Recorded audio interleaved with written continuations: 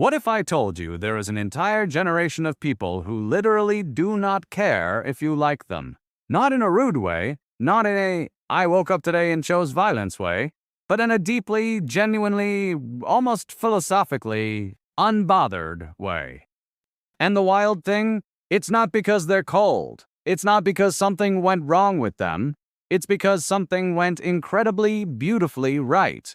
And the rest of the world is only now starting to understand it. We're talking about Generation X, and today we're going all the way back to where it all started, back to what I call the Lord of the Files childhood. Real quick, let's get everybody on the same page, because I know some of you are already Googling what generation am I while watching this. Gen X is roughly the group born between 1965 and 1980. So right now, in 2026, we're talking about people who are anywhere from their mid-40s to early 60s.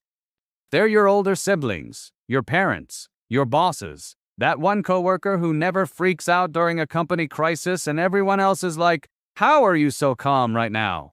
Here's what makes Gen X truly different from every other generation we talk about. Boomers had their hippie revolution and then somehow became the establishment. Millennials grew up being told they were special little snowflakes, participation trophies, and all. Gen Z is growing up in the full digital spotlight, where literally everything gets documented, judged, and reacted to. But Gen X grew up in the gap, the forgotten middle child of generations, and turns out that gap was the most powerful place to grow up. Let me ask you something. When was the last time you did something, posted something, said something, wore something, and then immediately checked to see how people reacted? Be honest. Most of us do it. We're wired for it now. But a Gen Xer? They probably already moved on 3 steps ahead without even glance. I think that's not an accident. That's a childhood. So what do I mean by Lord of the Files childhood? I'm borrowing a little energy from that famous novel, Lord of the Flies. The one where a bunch of kids get stranded on an island and have to figure everything out themselves with zero adult supervision. Now, Gen X wasn't literally stranded on an island, but emotionally, socially, practically, pretty close. See, the 1970s and 1990s were a very specific kind of era. Parents were working, often both parents. Divorce rates were climbing. The concept of helicopter parenting did not exist yet. If anything, the parenting style of that era was more like, be home before the streetlights come on. That was the rule. The one rule. Everything else, figure it out, kid. Gen X kids would leave the house in the morning on their bikes, and nobody tracked them. No GPS, no check-in texts. No one was monitoring their location on a family app. They'd roam neighborhoods, build forts, get into arguments, get hurt, solve the argument themselves, patch themselves up, sometimes literally, and come home dirty and exhausted and somehow totally fine. That was Tuesday. That was just Tuesday. And here's the thing about that experience. It doesn't just build toughness. It builds something deeper. It builds a complete internal compass. When you solve your own problems at age 9, you stop waiting for someone to tell you that you did it right. You already know. You were there. You lived it. That's the Lord of the Files childhood. You wrote the rules. You filed them in your own head, and you never needed anyone to co-sign them. Here's a fact that will quietly blow your mind. Studies have consistently shown that Gen X has some of the highest rates of self-reliance, adaptability, and workplace independence of any living generation. And yet, they are simultaneously the least studied, least talked about, and most overlooked generation in cultural conversations. It's almost like the world just forgot to pay attention to them, which, honestly, very on brand for Gen X. There's actually a term for a big chunk of Gen X's experience: latchkey kids. A latchkey kid was a child who came home from school to an empty house, let themselves in with a key worn around their neck, and spent hours alone before parents got home from work. Millions of Gen X kids lived this reality every single day. Now imagine that as your daily routine from age 7.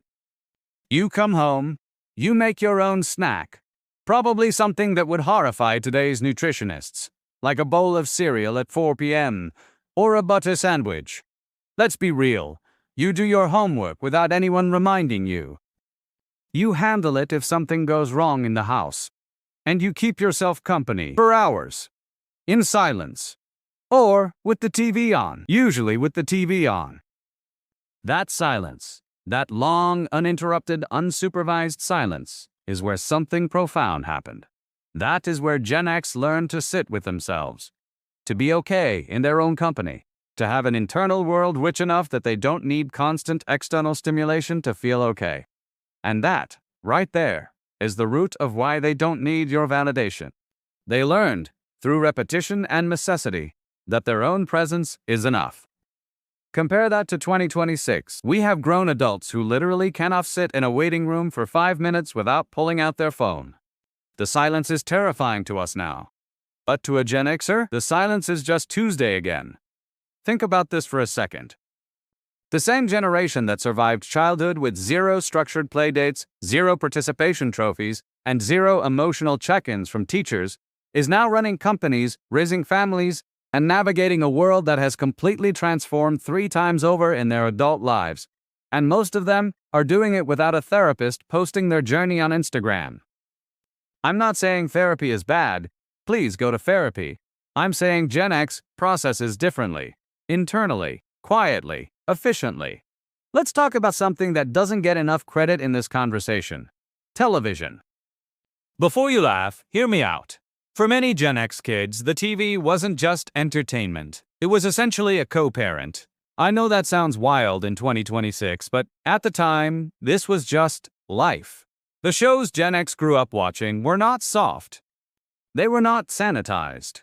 Saturday morning cartoons had characters that got genuinely hurt, faced real consequences, and sometimes didn't win. After-school specials tackled drug addiction, sexual abuse, peer pressure, and family breakdown. These were not toddler content. These were stories that treated children like people who could handle reality. And what does that do to a developing mind? It builds emotional literacy without over-explaining. It says, the world is complicated, people make mistakes, life isn't fair, and you're going to be okay anyway. That's a very different message than, everyone's a winner or you're so brave for sharing your feelings. It's more like, things are hard, now what are you gonna do about it? So when a Gen Xer today encounters a difficult situation at work, in a relationship, in life, their first instinct isn't to post about it, talk about it, or seek reassurance. Their first instinct is to go quiet, assess, and handle it, because that's what they watched. That's what they absorbed. That's what was modeled for them, even if it was modeled by a fictional character on a 13-inch TV screen. Here is the part nobody talks about. The emotional independence Gen X developed wasn't painless. A lot of them carry something quiet underneath all that self-sufficiency, a sense that their feelings weren't the priority, that they had to earn love through capability rather than just existing. And that's a complicated thing to sit with, but it's also, in a strange, specific way, incredibly freeing. Because if you were never promised unconditional validation, you never became addicted to it. By the time Gen X hit their teenage years, something interesting happened culturally. The world called them cynics, slackers, disengaged. The media of the late 80s and early 90s painted Gen X as a generation that didn't care about anything, couldn't be motivated, couldn't commit, wouldn't show up. And Gen X heard all of that and went, thanks for the feedback. And then kept doing exactly what they were doing. That. Right there. That is the validation rejection in its purest form. Because here's what the critics got wrong. Gen X wasn't disengaged from life. They were disengaged from performance. They didn't want to perform enthusiasm they didn't feel. They didn't want to fake optimism to make someone else comfortable. They were deeply, ferociously authentic, in an era when authenticity wasn't yet a buzzword on LinkedIn. The grunge movement. Punk, hip-hop, underground culture, alternative rock. These weren't just music genres. These were Gen X's manifesto. They were saying, we reject your polished, your commercial, your focus grouped, your safe.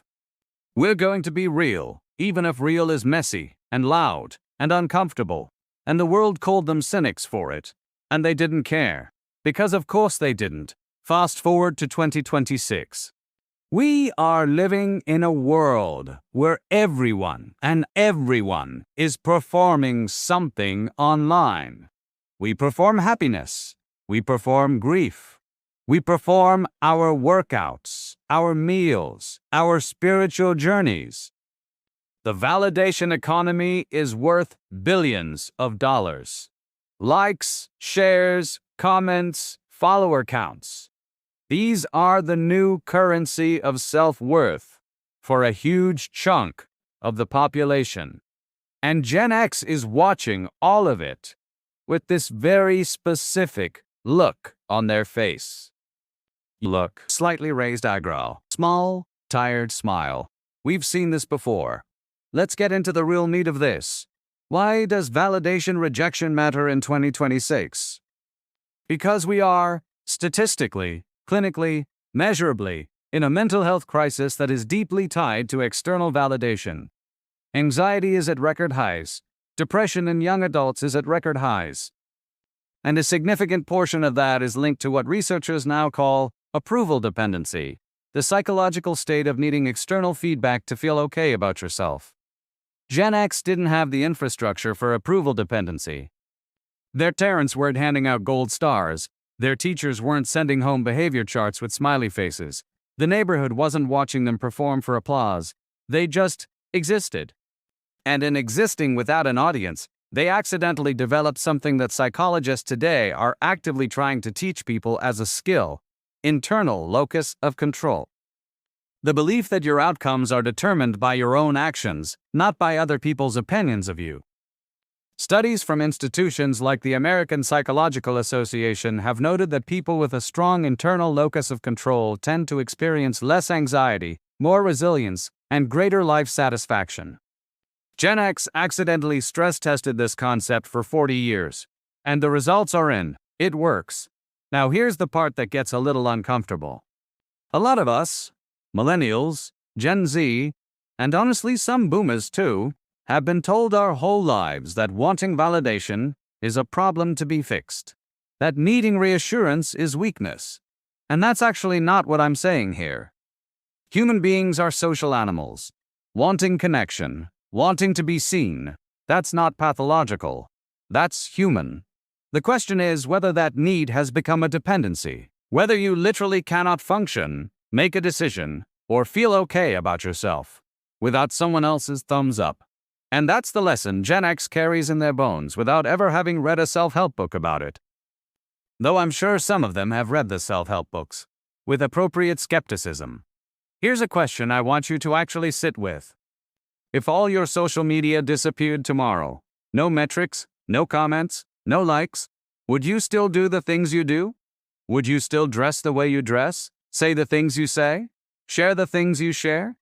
For most Gen X's, the answer is genuinely, simply, yes. Because the audience was never the point. The living was the point. Let me give you some real-world examples because I don't want this to stay abstract. Let's talk about the Gen X manager. This person. They give you feedback and it's direct. Not mean, just direct.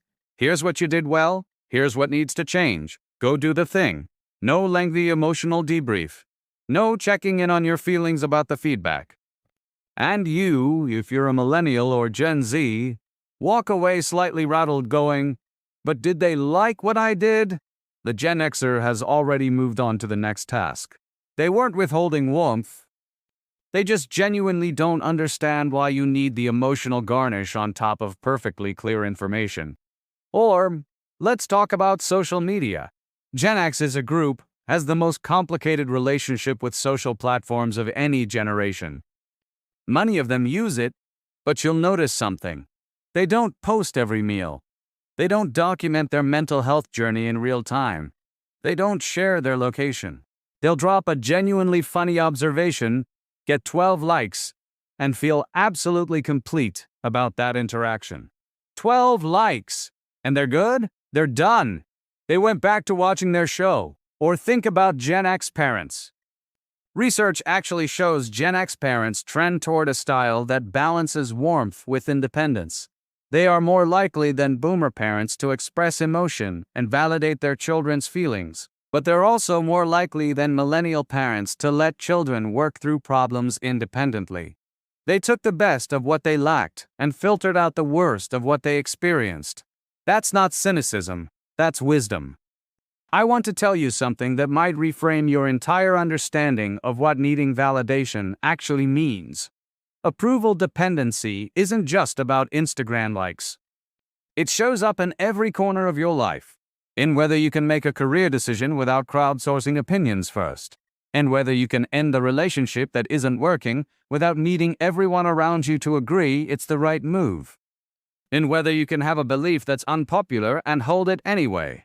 Gen X does all of these things quietly and constantly, and we are only now, in 2026, understanding why, because we finally stopped overlooking them long enough to look. Now, and I want to be real here because this channel doesn't do fluff. The Lord of the Files childhood had costs, real ones. Emotional independence, taken to an extreme, can become emotional unavailability. The same person who doesn't need your validation might also struggle to ask for help when they genuinely need it. The same resilience that makes them incredible in a crisis might make them difficult to reach in a quiet moment. A lot of Gen Xers carry a very specific kind of loneliness that comes from having been capable for so long that people stopped checking on them, because they always seemed fine, because they handled it, because you never saw them fall apart. And sometimes they were falling apart. They just did it privately, internally, in the same silent house where they learned to do everything else. This is the part of the conversation I think matters most for younger generations. The lesson isn't, be more like Gen X and feel nothing. The lesson is, build your internal world strong enough that it doesn't crumble every time the external world fails to applaud you. But also, let people in. Let someone know when the house is empty and it's heavy. Because even the most self-sufficient person on Earth wasn't designed to be an island forever. Even the original Lord of the Flies kids eventually got rescued. We keep talking about mental health in 2026 as if it's a new conversation. As if anxiety and self-doubt and identity crisis are new human experiences. But here's what's genuinely new. The speed and scale at which we now seek external validation for every single internal state. We post about our anxiety to see if other people relate. We share our grief to see if people respond with enough hearts. We announce our boundaries to see if the internet claps. And nothing about that is processing. That's just a more sophisticated version of standing at the front of the class, waiting for the teacher to say, "Good job." Gen X would like a word. So here's the practical piece. Because all of this history and psychology is fascinating, but what do you actually do with it? What can you, right now in 2026, reading this in whatever city you're in, actually take from the Gen X experience and apply to your own life? First, practice making decisions without consulting everyone. Not all decisions, but some. Make a small choice based purely on what you think is right. Don't post about it first. Don't ask for opinions. Don't do the poll on your stories. Just decide. And notice, the world doesn't end. You don't fall apart. And you might actually feel something interesting. Trust in yourself. Second, sit in silence for 5 minutes every day without reaching for your phone. I know that sounds almost absurdly simple, but that daily latchkey kid silence is where Gen X built their whole internal architecture. You don't need to grow up alone to access it. You just need 5 minutes of not outsourcing your inner world to external noise. Third, when you create something, do something, or achieve something, let the first feeling about it be your feeling before you share it. Before you see how it lands, before you count the responses. Ask yourself, what do I think about this? Do I think it was good? Do I feel proud? Because that feeling, your uncontaminated pre-audience, genuinely yours feeling, that's the internal compass. And the more you exercise it, the stronger it gets. Fourth, and I'm saying this with the warmest possible intention, Stop performing your emotions online before you've actually felt them. There's a difference between processing and broadcasting. Gen X largely processed in private, sometimes too privately, as we talked about. But the processing came first. The audience came later, if it came at all. Try feeling the thing fully before you frame it for a screen. And fifth, look at the Gen Xers in your life, the ones who seem oddly unrattled, the ones who don't react to drama the way everyone else does, the ones who seem to move through difficult situations with this quiet competence that kind of makes you want to either hug them or ask them to mentor you. Ask them about their childhood. I'm serious, because behind that calm is a story, a Lord of the Files story that has a lot more wisdom in it than we've ever given it credit for. We are living in the most connected era in human history. Every person on Earth with a smartphone is theoretically reachable within seconds. And yet, loneliness statistics have never been higher. Anxiety has never been higher. And I genuinely think, a significant part of that paradox is that we have outsourced our sense of self to the network. We have made the approval of others the ground we stand on, and ground that belongs to other people is never stable. Gen X grew up on ground that was sometimes too empty, sometimes too hard, but it was theirs, and nothing and no one could take it from them. So, why does Gen X reject validation?